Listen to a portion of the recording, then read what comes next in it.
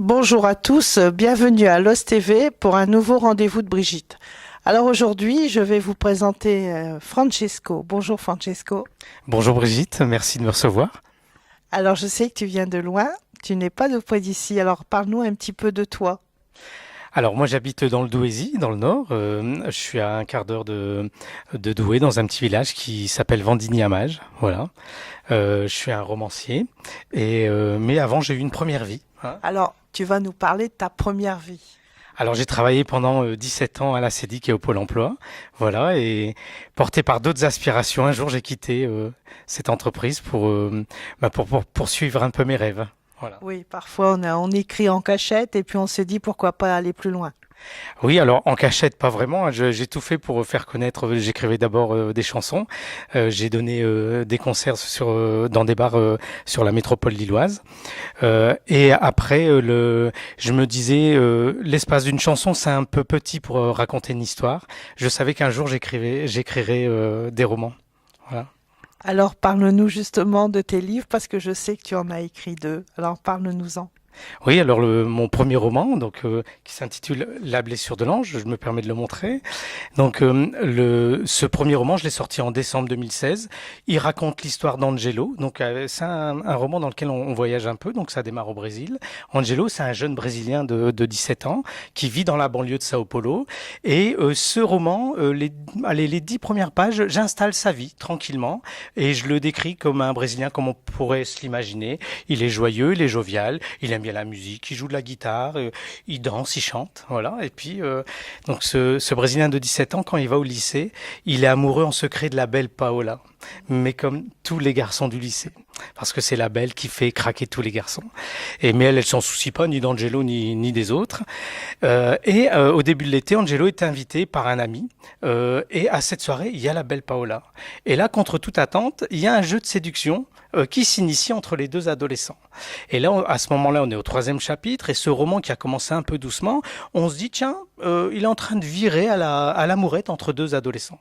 Sauf qu'à cette soirée, il y a un événement qui va changer sa vie, et là, le roman s'accélère, et on part dans tout à fait autre chose, et on voyage, et dans sa vie, et aussi au niveau géographique, parce qu'on ne reste pas au Brésil.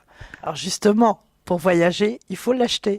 Exactement. Et puis mon site internet s'affichera sur l'écran, et puis également il sera en lien avec cette vidéo. Vous pouvez directement sur mon site internet le commander et commander votre petite dédicace. Et il est au prix de... Alors celui-là est proposé au prix de 15 euros. Bon, alors pour voyager, c'est pas grand-chose, 15 euros. Non. Alors, est-ce que ton premier livre, hein, est-ce que c'est une histoire autobiographique ou carrément de l'imagination? Alors tous mes romans sont des parcours de vie et ils sont inventés à 100% parce que ce que j'aime quand j'écris, c'est d'être libre. Alors je dis pas que j'ai pas une vie intéressante, hein, mais quand j'écris, j'ai pas envie d'être enfermé dans le cadre de ma vie en fait. Voilà. Alors maintenant, tu vas nous parler de ton second livre. Mais avec plaisir. Alors mon second livre s'intitule Comme un parfum d'éternité. Alors déjà le premier roman a reçu un bon accueil, mais celui-là il reçoit un accueil encore meilleur. Il est sorti en juillet 2018 et j'ai eu la bonne surprise de remporter 2 prix littéraires. Alors, deux prix, tu vas nous donner le nom de ces prix. Exactement. Donc j'ai participé au Salon du Livre de Somain en décembre dernier et j'ai reçu le prix de la ville de Somain, le prix littéraire de la ville de Somain. Ici tout récemment, j'ai participé au Salon du Livre de Bapaume et j'ai reçu le prix littéraire du Salon du Livre de Bapaume. Donc voilà. Alors pour la petite histoire, à Somain, donc c'était mon premier prix littéraire et en plus donc j'ai eu l'occasion de discuter avec des membres du jury et ils m'ont dit que ça faisait quelques années qui distribuent comme ça des prix à chaque année et c'était la première fois qu'un livre remportait le prix à l'unanimité des 15 membres du jury. Voilà. Ça, c'est une belle récompense. Ouais, une belle récompense, voilà. Donc, ton deuxième livre est vendu à quel prix? Alors celui-là est à 16 euros. Voilà. Je vais raconter un petit peu l'histoire rapidement parce que là, tu me donnes l'occasion d'avoir Mais un c'est ce qu'il micro. faut faire. Voilà, ouais. Il faut raconter. Faut donner au lecteur l'envie de l'acheter. Ouais, et puis moi j'aime bien parler, hein, j'aime bien raconter des histoires, c'est pour ça que j'écris des romans.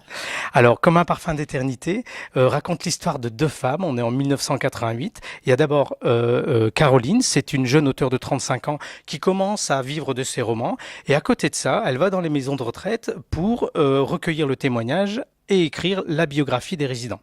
Et là, elle tombe sur Marie. Marie, 87 ans, c'est une résidente. Leur premier contact est un peu électrique. On comprend on a deux femmes qui sont différentes, ce sont deux époques différentes, et on se dit, tiens, ces deux-là, elles vont pas forcément être copines. Sauf qu'elles vont quand même passer du temps ensemble, et ce que Marie va révéler à Caroline, ça va complètement bouleverser toutes ses certitudes. Et comme Marie est née en 1901, j'en profite à travers son récit pour revenir sur certains événements historiques majeurs du XXe siècle et aussi sur certaines périodes où le droit de la femme était plus étendu qu'aujourd'hui. Et c'est des périodes qu'on a tendance à oublier. Ah oui, les droits de la femme. Voilà, oui, voilà.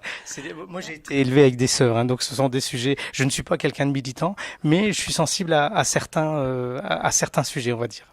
Alors voilà, moi j'y suis un petit peu, on va dire, féministe dans l'âme, et donc je défends le droit des femmes comme je peux, mais un petit peu comme toi aussi. Dans mes écrits, j'essaye de le faire passer. Bon, très bien. Voilà. Et donc, voilà, c'est pas le sujet principal, mais c'est en filigrane un des sujets qui est traité dans ce roman. Alors parle-nous un petit peu de ton actualité, tes prochains salons, puisque je sais que tu participes à beaucoup de salons, donc où on peut te retrouver. Alors, d'ici la fin d'année, j'ai plus d'une vingtaine d'événements dans lesquels les lectrices et les lecteurs et puis les téléspectateurs de Lost TV peuvent venir me rencontrer. Alors, je peux pas tous les énumérer. Ici, samedi prochain, je suis à Prézot. C'est une ville qui est à côté de Le Quesnoy, entre Valenciennes et Le Quesnoy. Le samedi d'après, je suis à Cultura à Villeneuve d'Ascq. Le samedi d'après, je suis à Saint-Omer, dans une librairie qui s'appelle Mots et Merveilles. Et pour tous les autres événements, eh bien, sur mon site internet, il y a une rubrique rencontres et dédicaces. On clique et voilà. Et puis c'est le bonheur qui commence. Voilà. Pour venir me faire une bise en salon. Voilà. Ouais. Puis aujourd'hui, on s'est fait la bise au rendez-vous de Brigitte. On a découvert un super écrivain, de beaux livres. Alors je vous invite tous à aller l'acheter et à demander une dédicace à Francesco. Merci encore d'être venu. Je te souhaite tout le succès que tu mérites. Merci. C'est moi qui vous remercie et toute l'équipe de Lost TV. Un grand merci, Brigitte. Merci beaucoup. À très bientôt. À bientôt à tous pour un nouveau rendez-vous.